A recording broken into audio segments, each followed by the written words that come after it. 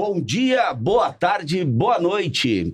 Hoje começamos o Jamcast, uma série de podcasts onde a gente vai poder discutir um pouco mais sobre marketing digital, relação agência e cliente e tudo que permeia o marketing digital a partir dos anos 2026. Hoje receberemos Dona Ana Paula, nossa cliente da Schint Electric, e vamos discutir um pouco essa relação. E aí, Ana, como é que você está? Oi, Pedro. Primeiramente, muito obrigada pelo convite. Para mim é uma oportunidade muito legal poder participar, poder falar um pouquinho sobre a minha carreira, sobre a Schint. Estou muito feliz por ter sido escolhida a primeira convidada. E vamos lá, temos muita coisa para falar. Muito bom, muito bom. Muito obrigado por ter aceito o nosso convite. Então, vamos lá. Acho que é legal a gente posicionar um pouco essa questão da Schint no Brasil. Me conta um pouco sobre a Schint no Brasil, o desafio que você toca hoje em dia. Me conta um pouquinho como você chegou lá. Então, vamos lá. Eu acho que, para começar, o interessante seria apresentar a Schint para vocês. A Schint, ela é uma multinacional chinesa, né, de origem chinesa, com mais de 40 anos, e ela atua no setor de energia. Ela produz os equipamentos para esse segmento que vive em alta, está em alta e continuará em alta, uma vez que a gente depende da energia para tudo. E ela produz toda a gama de equipamentos, desde a baixa, da média, da alta tensão. Então, desde equipamentos que você usa na sua casa, como mini disjuntores, até itens como transformadores que são utilizados em usinas para geração e transmissão de energia. Então, a Schint, ela é uma gigante, né? Enfim, as empresas chinesas cada vez mais têm crescido e ocupado um espaço muito grande na sociedade. E há 40 anos ela foi fundada e no Brasil ela começou sua história em 98. Só que ela começou uma história com um perfil um pouco diferente do que é hoje. Então, ela começou sendo uma importadora. Mas, há 4, 5 anos, a alta diretoria da empresa decidiu expandir os negócios. E o Brasil foi eleito um mercado muito estratégico.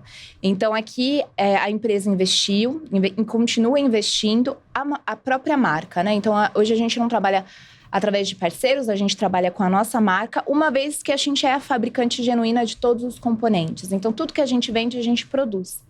E esse desafio, ele veio ao encontro da minha carreira em 2023. Então, em 2023, eu recebi o convite para entrar na empresa e eu confesso que eu não conhecia. Eu já tinha trabalhado em uma outra empresa do mesmo segmento antes. E quando eu conheci, eu vi a proposta, eu me apaixonei, porque a gente vai discutir isso um pouquinho, mas eu sou relações públicas de formação e branding, reputação, construir marca é algo que me encanta. Então, eu ouvi muito esse desafio com braços e coração aberto e decidi abraçar. E desde 2023 eu tenho escrito a minha história, junto com a história da Schint aqui no Brasil, e o resultado tem sido muito positivo. Que legal, você é RP? Sou RP. Viva RP, também somos RPs aqui na VJam, não? Estamos com o Zeca aqui, a Fernanda também da VJam. Fala oi, galera. Sensacional. Legal, então me fala um pouquinho da Ana, Sim. Da tua carreira, de como você chegou. Me diz o que mais te motiva nessa profissão que você escolheu. Então, vamos lá. Embora o meu rostinho jovem, nem mais tão jovem assim, eu tenho mais de 20 anos de experiência, né? Comecei como muitos, como aprendiz, né? Com 16 anos. Mas foi lá para 20, 21 que eu me identifiquei no meio da faculdade que eu queria trabalhar na comunicação, né? Fazendo relações públicas.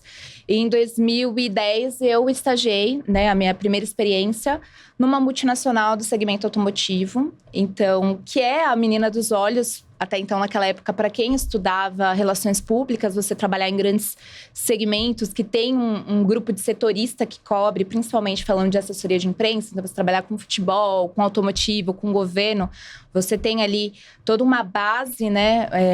E eu digo isso porque eu fiquei 8 anos nessa empresa automotiva e me deu muita bagagem do que eu sei hoje, principalmente de estratégia, comunicação e tudo mais. Eu fiquei como assessoria de imprensa, eventos, foi o core mesmo da profissão. E depois de 8 anos eu decidi sair, e aí foi quando eu tive a minha primeira experiência no B2B, né? Então, para quem está assistindo a gente e não sabe a diferença, né? Então, o B2C comunica para o consumidor final, e o B2B, o foco são empresas, indústrias. E eu fiquei 2 anos numa empresa, gostei muito, ampliou muito a minha visão de negócio da comunicação, né? Então, eu ficava muito ali numa caixinha de PR e assessoria de imprensa, e a partir daí eu comecei a fazer coisas diferentes, gostei bastante.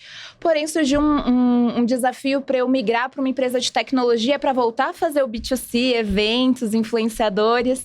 E aí eu fui, né? Eu falei, vou voltar. E foi muito legal. E um ponto bacana, que eu falo sempre, é a construção de repertório. Então, eu tive a possibilidade de construir repertórios em diferentes segmentos e também em diferentes culturas de empresa. Então, eu trabalhei numa americana, numa europeia e numa asiática. Até então, coreana. Fiquei 2 anos e meio. E aí, foi quando eu recebi o convite para entrar na Xinte e aí entrar numa empresa chinesa com uma cultura diferente também e tudo mais.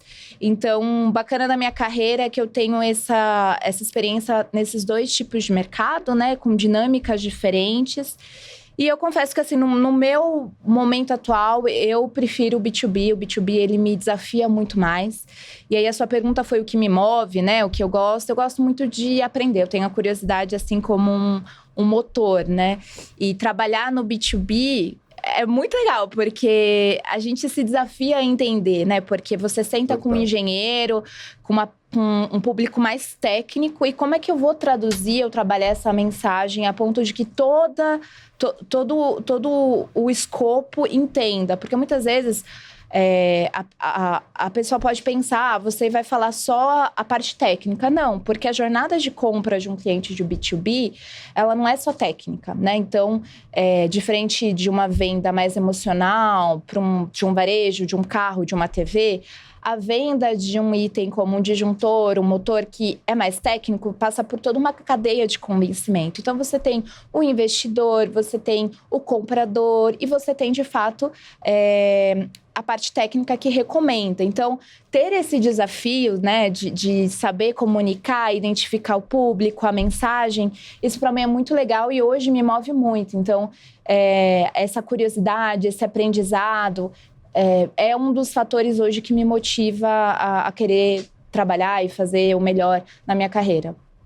Ana, pegando o gancho, efetivamente, do que move e tudo mais, como é que é trabalhar uma empresa global, num contexto brasileiro, e não é uma empresa ocidental também, né? Sim. Então, ela vem do Oriente para o Ocidente, com culturas diferentes, com regras diferentes, fuso horário maluco. Me conta um pouco como é que é esse desafio à frente do marketing da Xinte. Sim, a gente tem que estar disposto a trabalhar de madrugada, de manhã, por conta do fuso. Mas existem vários recortes que a gente pode tirar, né, Pedro? Como eu disse, eu gosto muito dessa questão de aprendizagem. E a cultura asiática, especialmente a chinesa, ela tem muito a nos ensinar. E do ponto de vista de comunicação, eu tenho a sorte da empresa entender a importância do marketing e ter um departamento, ter líderes, investir em marketing, enxergar marketing não só como uma área para comunicar, mas enxergar marketing como uma área que define prioridades, mensagens, estratégias, né? Então, hoje, o marketing na Xinte, ela tem um papel muito central junto da liderança. E não é só uma tropicalização, né? Então, a gente tem uma campanha global e o Brasil vai, traduz e trabalha localmente. Não, o nosso desafio é muito maior, porque a gente tem uma diferença de modelos de negócio. E aí que eu acredito que está o diferencial do profissional hoje. Você não pode só entender do seu segmento, só do marketing. Você precisa entender de negócio, você precisa entender como a empresa opera, entender do teu cliente, com certeza, mas para que você, de fato, agregue valor ali naquela posição. E por que eu digo isso? Muitas das campanhas que o nosso time global desenha, algumas delas não fazem sentido. Algumas podem ser adaptadas, né? Por exemplo, a gente fez uma campanha recentemente da Copa do Mundo, que tem tudo a ver com um brasileiro e que engaja super, mas tem outras que não dá certo. E o bacana de estar numa organização que te ouve e entende é que ela, ok, eu entendi que para você não vai dar certo. Porque o B2B, a característica é que ela tem recursos um pouco mais limitados que o B2C. Então, quando eu falo recursos, é equipe, a própria verba mesmo, orçamento. E com isso a gente precisa eleger as nossas guerras. E muitas vezes fazer campanhas globais que não fazem sentido para a nossa audiência e o nosso modelo de negócio, que o time comercial ou que o time de produto não vê valor, muitas vezes a gente está desperdiçando um recurso com uma ação que não vai nos beneficiar no futuro, né? Então, daí a importância da gente entender o nosso negócio, ter a comunicação com os nossos pares e traduzir isso para os nossos colegas chineses a ponto deles entenderem quais são as nossas necessidades e, sim, nos atender com material que para a gente faz sentido, com recursos que para as nossas ações vão gerar resultado, né? Então, é um trabalho muito de troca. E outro exemplo que é bacana dar, por exemplo, o asiático, no que diz respeito a conceitos visuais de design. São muitos elementos, né? O japonês, o coreano, o chinês. É uma comunicação que, para a gente, que tem um viés mais europeu, americano, é muito poluído. E que para eles faz total sentido. Uhum. Só que a gente chega aqui e fala, olha, a gente tem que mexer. E aí até, já trazendo o gancho de vocês, da importância da gente ter um parceiro local. Para nos ajudar a fazer esse contraponto. Porque muitas vezes a gente recebe materiais que não dá para a gente adaptar integralmente aqui no Brasil. E a gente precisa ter alguém que nos ajude a fazer esse contraponto e dizer, isso não vai funcionar por conta disso. Então, assim, é desafiador e, ao mesmo tempo, é uma oportunidade, como eu digo, da gente aprender e da gente se desafiar também nessa questão de explicar, convencer e defender argumentos que, para a gente, são muito válidos. Perfeito. Agora, olhando um pouco o cenário que a gente vive, né? Acho que você também teve um pouco dessa experiência de aprender as coisas no analógico e, de repente, migrar tudo para o digital e a gente, dentro dessa loucura de entregas com prazos que a gente, né? Não são humanos os prazos, né? E aí toda essa parte, né, de exigência, de qualidade, tempo, faz com que a agência, o cliente, principalmente a área de comunicação, receba muita pressão hoje em dia. Né? Ainda mais com o advento do negocinho chamado inteligência artificial generativa. Sim. Como é que você vê a comunicação digital dentro desse contexto, mesmo um olhar seu como profissional, né? Desse acelerar do mundo e principalmente esse impacto da inteligência artificial generativa no nosso dia a dia? Olha, Pedro, a gente não tem volta, né? Essa é a primeira questão. Já está presente, a maioria dos profissionais já utiliza as ferramentas, muito em busca disso que você falou, otimizar a nossa produtividade. Aí tem uma questão também de crítica social, né? Porque cada vez mais a gente tem mais ferramentas para que a gente seja mais produtivo, né? Porque a gente produza mais e às vezes isso acaba saindo uma linha de produção, né? E aí onde está o pensamento crítico, a troca. Então tem toda uma discussão nesse sentido. Então, mas assim, o que eu posso dizer da minha experiência, do meu uso, eu utilizo sim e acredito que ela traz muito um olhar reflexivo. Eu gosto de usar nesse sentido, de provocação, de troca, de trazer novas visões, de ampliar, como eu digo, essa questão do repertório e tudo mais. Mas eu olhando também ela para o modelo de negócio que eu falei, do nosso trabalho, ela também tem muito a acrescentar, porque muito da parte da venda de uma solução da Cint, ela envolve um trabalho técnico, um trabalho de olhar catálogo, de fazer comparações com modelos que já estão disponíveis no mercado e tudo mais. E isso, para o nosso cliente final, cada vez mais tem sido muito benéfico. né? E para a gente também. Então, o meu desafio como marketing também é melhorar a divulgação de conteúdo no digital para que a inteligência artificial também consiga captar isso e fazer com que esse profissional técnico que vai pesquisar sobre a Shint, sobre a solução, ela encontre informações sobre os nossos produtos, sobre as nossas soluções, os nossos clientes que já usam, né? Então, assim, ela veio muito para ajudar o nosso negócio e do ponto de vista de produtividade também. Mas eu, como profissional e como ser humano, ainda tenho esse olhar dessa crítica social, da importância da gente também pensar, da gente, né, não ficar única e exclusivamente na dependência dela para poder agir, né? Então, senão a gente vira escravo do digital, né? É muito, muito legal, porque assim, eu venho estudando bastante também na teoria, não só na prática, a questão da IA, né? E alguns teóricos, eles dizem, justamente, pesquisadores dessa área, que a IA, ela não cria, né? Ela não tem inovação na IA. Ela tem uma cópia do que a gente já fez e já disponibilizou na internet, enfim, para ela poder consultar. Tanto que agora estão treinando as IAs com livros, Anthropic, que foi uma notícia recente, com livros até 22, porque não tem texto sintético. Então, não sei se é uma provocação para a gente também, o uso de IA ser o momento do uso da IA, né? Acho que a gente, na agência, a gente gosta muito de conceber a IA no momento das ideias, né? Como se a gente estivesse num brainstorming e ela ajudaria a gente a olhar caminhos que provavelmente eu não estaria olhando dentro desse início do planejamento e tudo mais. Mas, por outro lado, a gente vê os anúncios, as propagandas, o que a gente vê na TV... É IA o tempo todo, né? Ou seja, já não tem mais essa crítica do belo. Tem até uma brincadeira, um meme na internet que o pessoal fala, vamos voltar pro Canvas, porque na época do Canvas tá legal. Você não acha que a gente tá chegando num momento em que a gente também tem que dar uma brecadinha na IA e olhar um pouco mais para criatividade humana, trazendo outros lugares? Senão a gente vai ficar discutindo sempre a mesma coisa e todo mundo girando em cima do mesmo ponto. Sim, com certeza. É isso que você comentou.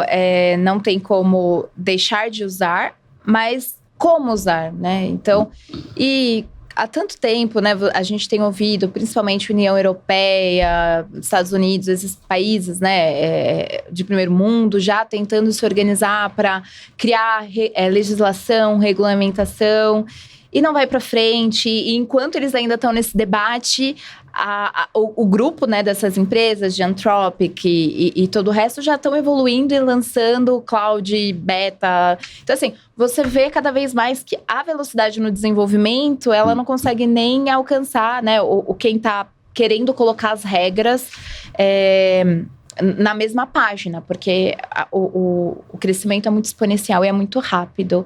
É verdade. Então, assim, a gente, principalmente você, né, como agência e eu como liderança, nosso papel é sempre ter esse olhar questionador, né, de questionar briefing, peças, artes, e para que não transmita aquilo que não é real, né? Então, tem muito um lado ético a ser prezado, né? Por pessoas que sentam em cadeiras decisivas, né?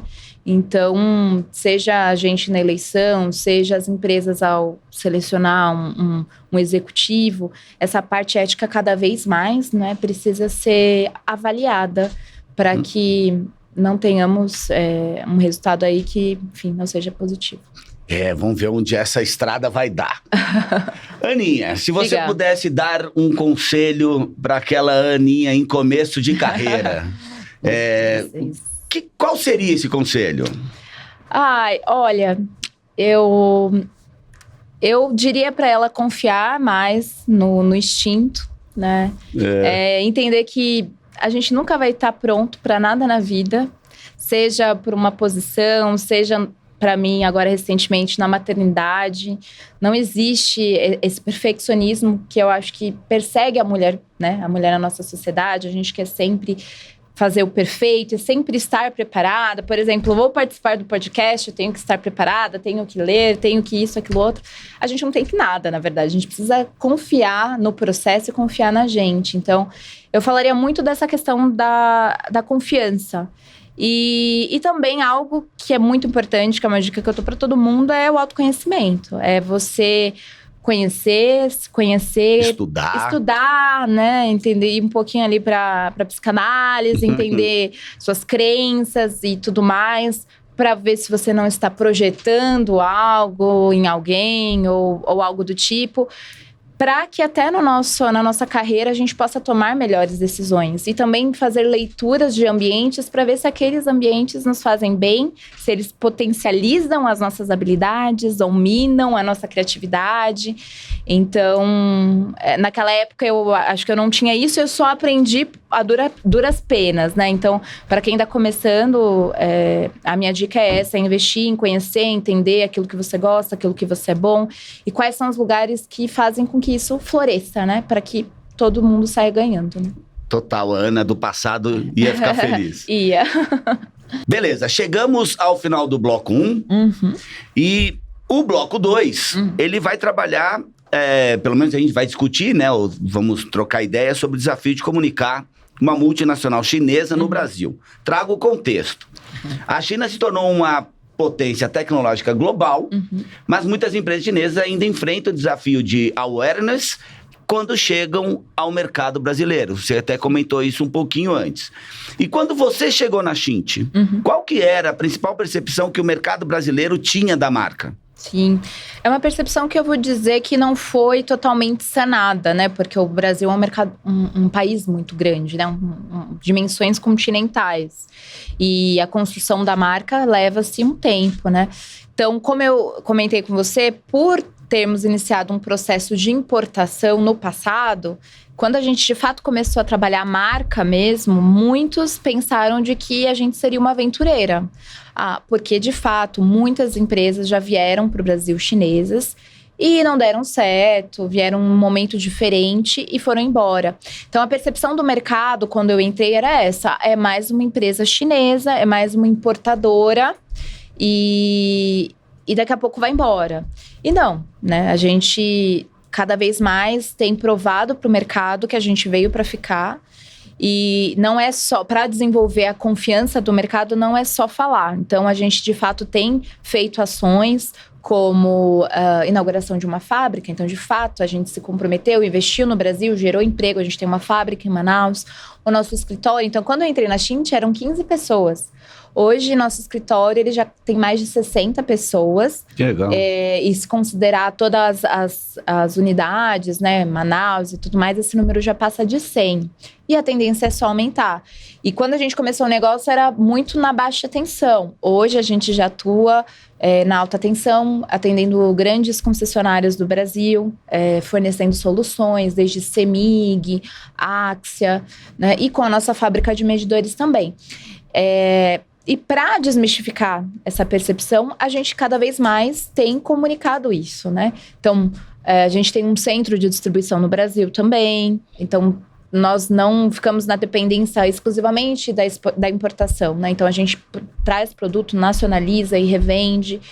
Então, a gente vai dando esses passos, comunicando isso para o mercado para, de fato, conseguir a confiança para poder fazer negócio. Porque muito no B2B do desafio é a primeira compra, né? Então, é essa confiança de que o que foi prometido vai ser entregue. Então, quando a gente fura essa primeira barreira, a gente passa a fidelizar o cliente e ser recorrente.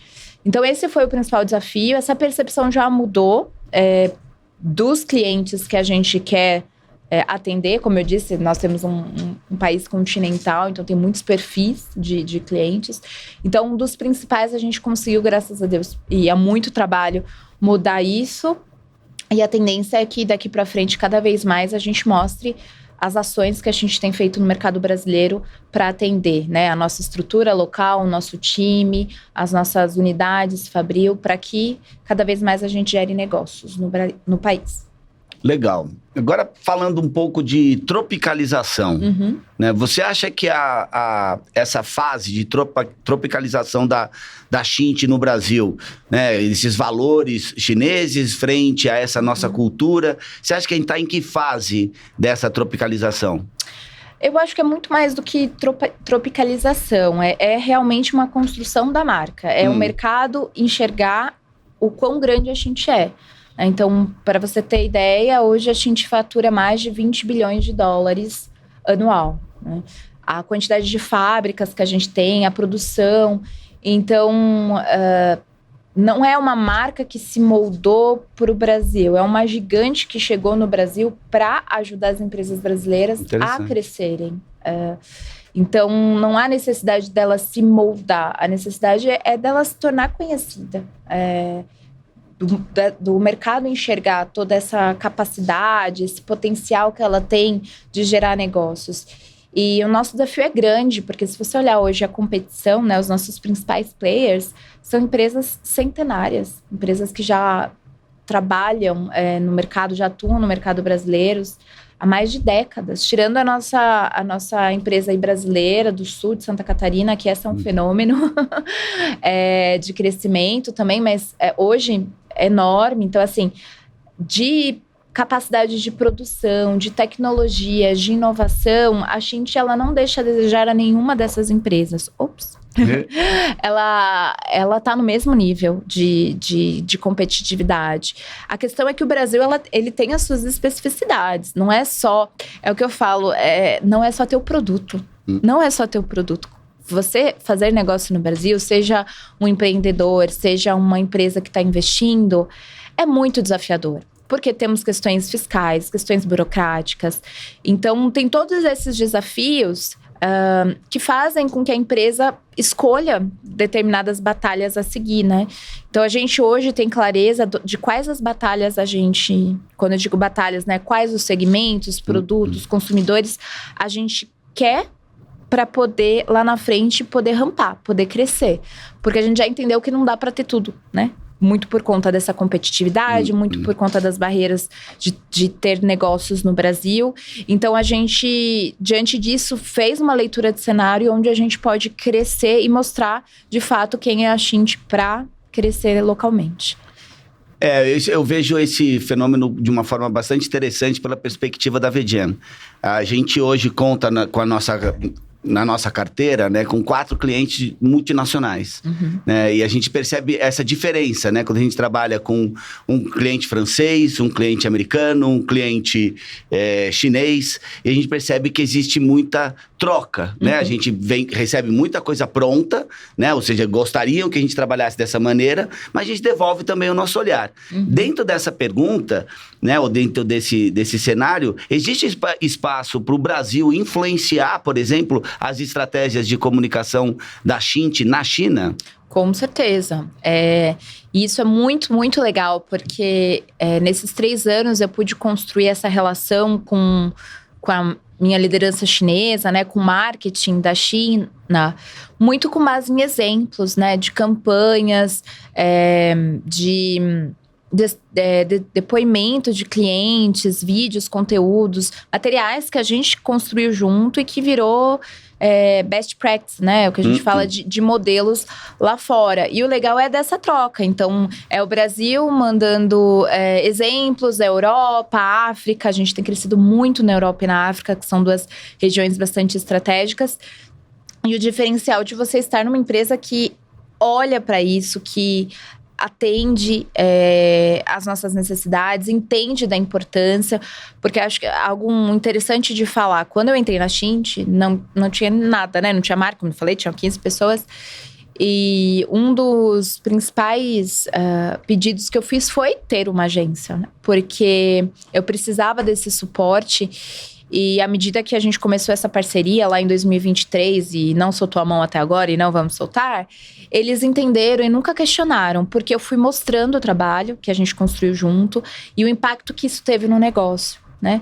Então, quando eu tenho redução de budget, porque acontece em qualquer empresa, principalmente no segundo semestre, a gente precisa adequar, né? E tem custos fixos que não dá para mudar, então a gente vai mexer ali no variável. Então, vamos cortar marketing, isso, aquilo, outro.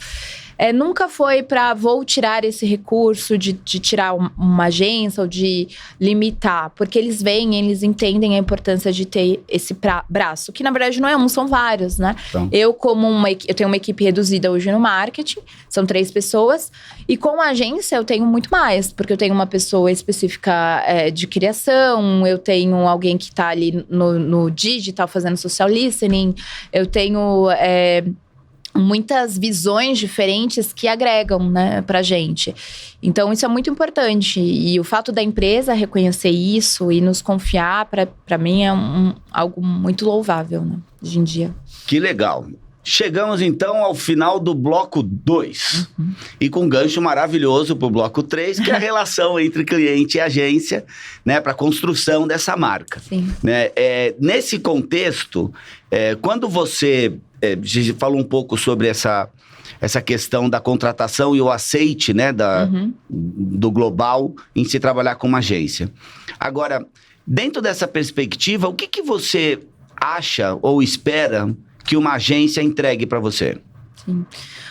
O que eu espero que essa agência agregue muito valor e conhecimento às minhas necessidades, às necessidades da empresa, né? Então, como eu disse, eu, por ter um perfil muito generalista e ter que cuidar de muitas frentes, eu não me aprofundo em nenhum tema muito tecnicamente. E ao ter uma agência e ao dividir as minhas dores, as minhas necessidades, eu espero que ela não apenas crie peça ou fale vai ser assim assado. Eu desejo que ela questione, que ela traga alternativas, que ela traga esse contraponto, esse pensamento crítico, né? A gente falou tanto de IA, hoje em dia nada me impede de entrar no IA e falar, criar uma peça, isso faz sentido, né? Então, nada me impede. Muitos empreendedores, pequenas empresas que não têm um capital para investir numa agência, já fazem isso e estão crescendo. Mas eu entendo a importância do olhar humano, a importância da troca, do questionar, né? E de vocês atenderem vários clientes de vários segmentos, aí a gente volta na questão do repertório. Então, isso aqui funcionou, será que isso aqui funciona? Vamos conversar, vamos construir? Então, é isso que eu espero, né, da agência, que traga esse valor, essa visão que muitas vezes a gente, com olhar ali no mercado, nos nossos objetivos, não consegue ver. E com base nisso a gente construir, né? Então, essa parceria ela é muito importante. Muito que bom. Quais características fazem uma agência realmente agregar valor ao negócio? Aqui a gente está falando daquela coisa, vamos fazer um post com IA ou vamos entregar estratégia, sabe? Onde que está esse pacote de características que faz efetivamente uma agência agregar valor ao teu negócio? Eu acredito que é uma agência que está próxima. É uma agência que vive o dia a dia ali com você para, de fato, desenvolver esse pensamento crítico, para saber como a cliente pensa, né? Então, a Vegen sabe isso muito bem. Nesses 3 anos, eu já ouvi vários depoimentos. Não, vamos assim porque a Ana gosta desse jeito. Eu já vou antecipar uma necessidade porque eu sei que ela vai perguntar isso. Então, essa construção, esse relacionamento, cada vez mais ele é importante. É o que a gente fala muito nas empresas, do turnover, né? Quando a gente perde um funcionário, a gente não perde só alguém que faz uma função, a gente perde um histórico, né? E eu acredito que o importante da agência é esse relacionamento que a gente vai construindo, esse interesse genuíno na dor, na solução, em como construir algo do zero, que foi o que a gente tem sido, né, o nosso desafio desde o começo. Então, eu acredito que essa proximidade, esse relacionamento, juntamente com o pensamento crítico, né, que a gente já comentou, é o que difere de eu ter um IA fazendo um trabalho, né? Aninha, para finalizar esse papo, né, de agência e cliente, obviamente a gente também tem que falar um pouco dessa nossa relação, né? Eu vejo a VGEM nesses últimos 12 anos tendo características muito particulares da gente se comparada com outras agências, né? A gente gosta muito de falar que a gente não tem taxímetro, a gente está próximo do cliente, a gente realmente trabalha olhando, né, pela perspectiva de manutenção do cliente, então um orgulho nosso muito grande, a gente está com a gente pelo menos há 3 anos e construindo todo esse trabalho juntos.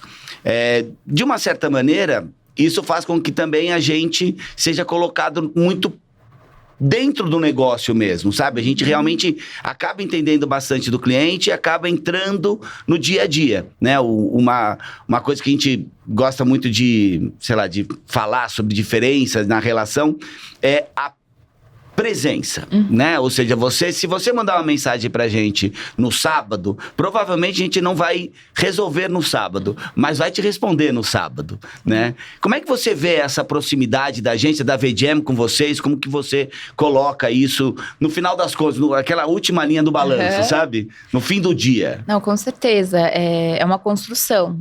Nesses 3 anos a gente viveu muita coisa e é o que você falou, muita coisa que foge do escopo, né? Então eu contratei para a VGM, por exemplo, para fazer uma atividade específica, mas não se limita a isso, né? Então eu já fechei eventos com vocês, webinar, tô fechando agora. Então assim, à medida que novas oportunidades, ações aparecem, a gente tem total confiança de trazer isso para vocês. Mesmo que não seja expertise, porque a gente sabe que vocês vão colocar energia, vão nos ajudar, vão estar disponíveis. E vocês conhecem, né? Conhecem a Ana, vocês conhecem o Raul, que é o meu diretor, conhecem o meu time de produto, que é importante, meu time comercial, que é aquilo que a gente falou, é relacionamento, é olho no olho. Então, assim, vocês conseguem ler, né? Que tudo isso leva tempo, né? Uma construção. A gente acha muito bacana isso da fidelização que você está falando, né? 3 anos com o cliente. E o desafio é não cair no comodismo, né? Então, tanto eu como cliente, quanto vocês como agência, não é só porque eu tô há 3 anos que vai ser assim. Não, é trazer coisas novas, é trazer o questionamento, né? Então, todo ano a gente senta, fala de planejamento, eu apresento minhas dores, vocês trazem sugestões. E com base nisso, a gente vai desenhando as atividades, né? Então, cada vez mais o relacionamento é o que fica nas relações, tanto comerciais quanto pessoais. É esse olho no olho, é essa troca. Isso bate num ponto muito interessante, que é a confiança, né? Você acha que a confiança é um dos valores mais importantes nessa relação agência e cliente? Com certeza. Porque, trazendo novamente a questão da IA, né? A IA não tem um olho para você olhar, a IA não tem um histórico humano, né? Você pode até puxar lá como foi a conversa e tudo mais. Mas a confiança, ela se nasce disso, do olho no olho, da conversa, da ligação no final de semana, da disponibilidade de ouvir, da humildade de, errei, vamos fazer dessa forma, que são coisas que a inteligência artificial não entrega e que muitas outras agências não têm como valor, né? Perfeito. E que, no nosso caso, na nossa relação, é o que dita, né? É o que faz dar tão certo. Dá tão certo. Ficamos felizes com o elogio. Final do bloco 3. Agora vem a surpresinha. Eita. Né? A gente vai fazer um ping-pong. Então, perguntas e respostas rápidas. Tá. E aí você tenta resumir uma frase, uma palavra, enfim. Podemos começar? Podemos. Maravilha. Peraí, vamos lá. Me fale uma marca que te inspira. Uma marca que me inspira? Difícil essa. Tem várias. Apple, com certeza. Não tem como não dizer, assim, o legado de Steve Jobs, né? O desejo que ele incutiu na mente da gente. Não tem como não dizer Apple. Massa. Um livro que todo profissional de marketing deveria ler. Tem vários.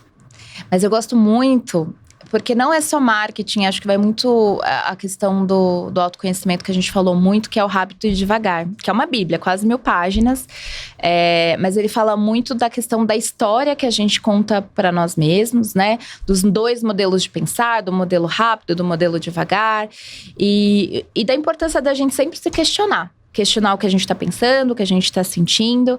Então, foi um livro que eu li num momento muito especial da minha vida e que até hoje eu levo os ensinamentos. Massa, muito bom. Eu tenho um para indicar também, chama Poder do Hábito. Muito bom, eu tô também lendo li. ele pela segunda vez e é inacreditável como tem link com marketing, Sim. comunicação. É sensacional. Sim. Uma habilidade indispensável para liderar equipes. Olha, é uma que eu tenho exercido cada vez mais. E é um desafio, porque eu entendo que é segurar a ansiedade, que é a capacidade de ouvir. A gente, como líder, acha que a gente tem que ter todas as respostas, tem que puxar toda a situação, tem que ser o responsável, bater no peito.